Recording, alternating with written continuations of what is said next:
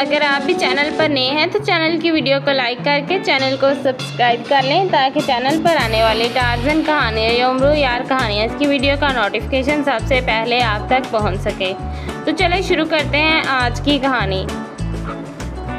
आज की कहानी है उम्र और तिलिस्मी घोड़ा। उम्र यार अपने उड़ने वाले घोड़े पर सवार अपने मुल्क बसरा की तरफ बढ़ा चला जा रहा था। वो परिस्तान से आ रहा था। चंद रोज पहले परिस्तान की शहजादी अनाना परी की सालगिरह थी और चूंकि कुछ अर्सा पहले उम्र यार ने शहजादी अनाना परी को एक देव की कैद से रिहाई दिलाई थी, इसलिए वो उम्र यार की ममनून थी और वो इसका बेहद एहतराम करती थी। इसलिए इसने उम्र यार को अपनी सालगिरह में खुसूसी तौर पर दावत दी थी। उम्र यार ने सरदार अमीर हमजा की इजाज़त से शहजादी अनाना परी की सालगिरह में शिरकत की थी और शहजादी अनाना परी को हीरों का हार तोहफे के तौर पर दिया गया था। ये पहला मौका था जब उम्र ने किसी को हीरों का हार तोहफे में दिया था, वरना वो तो ताइफ लेने का आदी था। परिस्तान के बादशाह और मलका बेहद खुश थे। सालगिरह की तरकीब में परिस्तान भी रियासतों के बादशाहों, वजीरों और शहजादी अनाना परी की सहेलियों ने भी शिरकत की थी और शहजादी अनाना परी की सालगिरह बहुत धूमधाम से मनाई गई थी। सालगिरह की तकरीब ख़त्म होने के बाद जब उम्र वापस अपने मुल्क जाने लगा तो शहजादी अनाना परी ने इसे एक उड़ने वाला खूबसूरत तिलिस्मी घोड़ा तोहफे में दिया। उड़ने वाला तिलिस्मी घोड़ा ना सिर्फ बेहद खूबसूरत था बल्कि वो इंसानी ज़ुबान बोल भी लेता था। इसका रंग जर्द था और इसके पर मुख्तलिफ रंगों के थे जो बेहद खूबसूरत थे। उम्र उड़ने वाला तिलिस्मी घोड़ा पाकर बेहद खुश हुआ। फिर इसने इस शाह परिस्तान और शहजादी अनाना परी से इजाज़त चाही और उड़ने वाले तिलिस्मी घोड़े पर सवार होकर बसरा की तरफ बढ़ गया। उड़ने वाले तिलिस्मी घोड़े की रफ्तार इतनी तेज़ थी जैसे वो हवा से बातें कर रहा हो और उम्र के कपड़े हवा से फड़फड़ा रहे थे और इसकी जंबील भी हवा में उड़ रही थी। इस वक्त तिलिस्मी घोड़ा एक पहाड़ी इलाके से गुजर रहा था और उम्र को इर्द गिर्द पहाड़ों के अलावा गहराई और खाइयाँ ही दिखाई दे रही थी। उम्र के दिल में खदशा पैदा हो गया था कि इसकी जंबील इसकी बगल से निकल कर कहीं किसी खाई या किसी ऐसी जगह पर ना गिर जाए जहाँ इसे तलाश करना मुश्किल हो जाए, तो फिर वो क्या करेगा। अरे तिलिस्मी घोड़े, क्या तुम मेरी आवाज़ सुन रहे हो? उम्र ने तिलिस्मी घोड़े से मुखातिब होकर कहा। जी हाँ आका, मैं आपकी बात सुन रहा हूँ, तिलिस्मी घोड़े ने जवाब देते हुए कहा। तो उम्र खुश हो गया। तिलिस्मी घोड़े, अपने उड़ने की रफ्तार कम कर दो, ऐसा ना हो कि मेरी जंबील कहीं गिर जाए और मैं इसे तलाश करता रह जाऊं। उम्र ने कहा, ठीक है मेरे आका, तिलिस्मी घोड़े ने जवाब दिया और फिर इसने उड़ने की रफ्तार खासी कम कर दी और हल्की रफ्तार में आगे बढ़ने लगा। अब चूंकि तिलिस्मी घोड़े ने उड़ने की रफ्तार कम कर ली थी, इसलिए उम्र अब इत्मीनान से महसूस कर रहा था। उम्र अभी थोड़ी ही दूर गया था कि अचानक तिलिस्मी घोड़े ने अपना रुख मोड़ा और आगे बढ़ने की बजाय नीचे ज़मीन की तरफ उतरने लगा। तिलिस्मी घोड़े को नीचे ज़मीन की तरफ बढ़ते देखकर उम्र यकलख चौंक पड़ा। अरे तुम नीचे क्यों उतर रहे हो? मैंने तुम्हें नीचे उतरने का नहीं कहा। उम्र ने हैरत भरे लहजे में कहा, आका, मैं खुद नीचे नहीं उतर रहा बल्कि ज़मीन से कोई अनदेखी कुव्वत मुझे अपनी तरफ खींच रही है। तिलिस्मी घोड़े ने जवाब दिया तो उम्र बेख्तियार चौंक पड़ा। क्या मतलब? कौन है जो तुम्हें नीचे ज़मीन पर उतरने पर मजबूर कर रहा है? उम्र ने हैरत भरे लहजे में कहा और इधर उधर झांक कर देखने लगा। दूसरे ही लम्हे वो एक बार फिर चौंक पड़ा और इसके चेहरे पर हैरत भरे तासुरात उभर आए।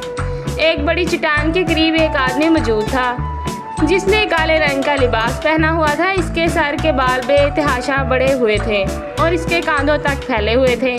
इसके चेहरे पर लंबी लंबी मूंछें थी। इसे देखते ही उम्र समझ गया कि ये कोई जादूगर है और वो जादूगर के जरिए इसके उड़ने वाले तिलिस्मी घोड़े को नीचे उतरने पर मजबूर कर रहा है।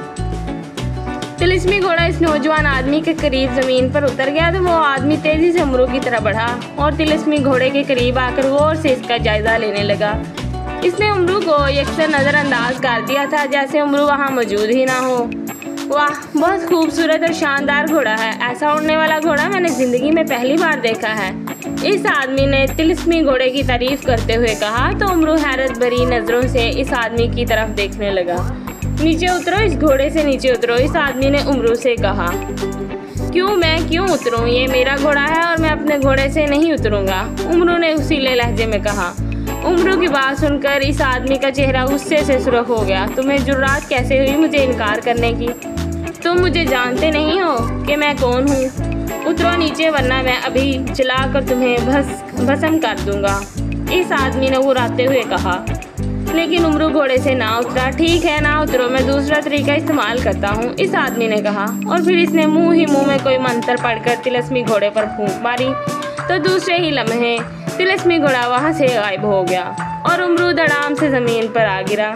यूं गिरने से उमरू के हलक से चीख निकल गई और वह कराहता हुआ उठकर खड़ा हो गया। मगर दूसरे ही लम्हे एक धमाका हुआ और वो आदमी भी वहाँ से गायब हो गया। अरे ये क्या? ये मेरा तिलस्मी घोड़ा कहाँ गायब हो गया है और वो आदमी भी गायब हो गया है। ओह, उमरू ने परेशान होकर इधर उधर देखते हुए कहा। लेकिन वहाँ ना ही इसका तिलस्मी घोड़ा मौजूद था और ना ही वो आदमी। उमरू को मुहाफिज बोने का ख्याल आया कि वही मालूम करके इसे बता सकता है वो आदमी कौन था और इसका घोड़ा अब कहाँ है। चुनांचे इसने जंबील का मुंह खोलकर मुहाफिज बोने को बाहर आने का हुक्म दिया तो इसी लम्हे मुहाफिज बोना जंबील से निकलकर हवा में तैरता हुआ इसके सामने आकर फिजा में मौलिक हो गया। क्या हुक्म है मेरे आका? मुहाफिज बोने ने मोदबाना लहजे में पूछा। मुहाफिज बोने, मुझे मालूम करके बताओ कि अभी तो थोड़ी देर पहले जो आदमी मौजूद था कौन है और मेरा तिलस्मी घोड़ा कहाँ है? उमरू ने मुहाफिज बोने से पूछा। आका, मैं अभी मालूम करके आता हूँ, मुहाफिज बोने ने जवाब देते हुए कहा। और फिर वो एक धमाके से वहाँ से गायब हो गया। फिर 4 लम्हों बाद वो वापस आ गया। आका, इसका नाम मोशाक का जादूगर है। वो आपके बारे में नहीं जानता था कि आप उमरू यार हैं। इसे आपका तिलस्मी घोड़ा पसंद आ गया था, इसलिए वो तिलस्मी घोड़े को लेकर अपने महल में चला गया है। मैं आपको ये भी बता दूँ कि मोशाक का जादूगर बहुत जालिम और ताकतवर है। इसने करीबी बस्तियों के लोगों को जीना हराम कर रखा है। इसने बस्तियों की कई लड़कियां अगवा करके अपने महल में कैद कर रखी हैं और वो इसकी कनीज़ें बनकर इसकी खिदमत कर रही हैं। मुहाफिज बोने ने जवाब देते हुए कहा। तो उमरू के चेहरे पर गुस्से के तासुरात उभर आए। हो ना हो, ठीक है, तुम मुझे इसके महल ले जाओ। मैं इसे अपना तिलस्मी घोड़ा अगवा करने के जुर्म में और लोगों को तंग करने और लड़कियां अगवा करने के जुर्म में ऐसी सजा दूंगा कि दूसरे जादूगर इससे इबरत पकड़ेंगे, उमरू ने कहा। तो मुहाफिज बोने ने इस बात में सर हिला दिया। फिर इसने उमरू को आंखें बंद करने का कहा तो उमरू ने अपनी आंखें बंद कर ली। दूसरे ही लम्हे इसे एक झटका लगा और वो खुद को हवा में उड़ता हुआ महसूस करने लगा। चंद लम्हों के बाद जब मुहाफिज बोने ने इसे आंखें खोलने का कहा तो उमरू ने आंखें खोल दी और इधर उधर देखने लगा। वो पहाड़ी इलाके की बजाय एक महल के अंदर खड़ा था जिसके बेशुमार कमरे थे। महल में इसे बहुत सारी लड़कियां इधर उधर आती जाती दिखाई दी। मुहाफिज बोने, मोशाक का जादूगर कहाँ है? उमरू ने मुहाफिज बोने से पूछा जो इसके सर पर मौलिक था। आका, मोशाक का जादूगर अपने कमरे में मौजूद है, मुहाफिज बोने ने जवाब देते हुए कहा। और मेरा तिलस्मी घोड़ा? उमरू ने फिर पूछा। आका, आपका तिलस्मी घोड़ा भी उसी कमरे में मौजूद है। आप सुलेमानी चादर ओढ़ लें, मैं आपको मोशाक का जादूगर के कमरे में ले चलता हूँ, मुहाफिज बोने ने कहा। तो उमरू ने इस बात में सर हिला दिया। फिर इसने जंबील में से सुलेमानी चादर निकाल कर खुद पर ओढ़ ली और मुहाफिज बोने की रहनुमाई में आगे बढ़ने लगा। मुहाफिज बोना उमरू को मुख्तलिफ राहदारियों से गुजरता हुआ एक कमरे के दरवाजे पर रुक गया। दरवाज़ा खुला हुआ था और अंदर वही आदमी जो मोशाक का जादूगर था और जिसने उमरू का तिलस्मी घोड़ा जादू के जरिए ज़मीन पर उतार कर गायब कर दिया था, तख्त पर बैठा हुआ था, जबकि इसके सामने उमरू का तिलस्मी घोड़ा खड़ा था और मोशाक का जादूगर मुसलसल इसे ही देख रहा था। इसके चेहरे पर मुसरत भरे तासुरात उभरे हुए थे। उमरू कमरे में दाखिल हुआ और तिलस्मी घोड़े के करीब पहुंचकर इसने जंबील का मुंह खोलकर चल मेरी जंबील में कहा तो इसी लम्हे तिलस्मी घोड़ा उछलकर इसकी जंबील में चला गया। उमरू की जंबील एक लम्हे के लिए भारी हुई, फिर हल्की हो गई। ये इतनी जल्दी हुआ था कि मोशाक का जादूगर हैरत से उछल पड़ा और आंखें फाड़ फाड़ कर कमरे में देखने लगा। अरे, ये मेरा तिलस्मी घोड़ा कहाँ गायब हो गया है? ओह, ये कैसे हो सकता है? कौन है मेरे कमरे में? कौन है जिसने मेरा तिलस्मी घोड़ा गायब किया है? ओह, मुझे जादू के पुतले से मालूम करना चाहिए, मुशाका जादूगर ने हैरत भरे लहजे में कहा। फिर इसने एक मंत्र पढ़कर ज़मीन पर पाँव मारा तो इसी लम्हे ज़मीन फटी और एक कागजी पुतला नमूदार हुआ। क्या हुक्म है मेरे आका? पुतले ने मोदबाना लहजे में पूछा। जादू के पुतले, अभी चंद लम्हे पहले मेरा तिलिस्मी घोड़ा कमरे में मौजूद था। इसे किसने गायब किया है? मुशाका जादूगर ने पूछा। आका, पहली बात तो ये है कि वो तिलिस्मी घोड़ा आपका नहीं था, वो घोड़ा उम्रू यार का था और इसने इसे गायब किया है। अब इसने तिलिस्मी घोड़े को कैसे गायब किया है मैं ये नहीं जानता। मैं आपको ये भी बता दूं कि उम्रू यार इस वक्त आपके कमरे में गायबी हालत में मौजूद है और वो किसी भी वक्त आपको हलाक कर सकता है, पुतले ने बताया। तो मुशाका जादूगर की आंखें हैरत से फटने लगी। ओह, तो वो उम्रू यार था।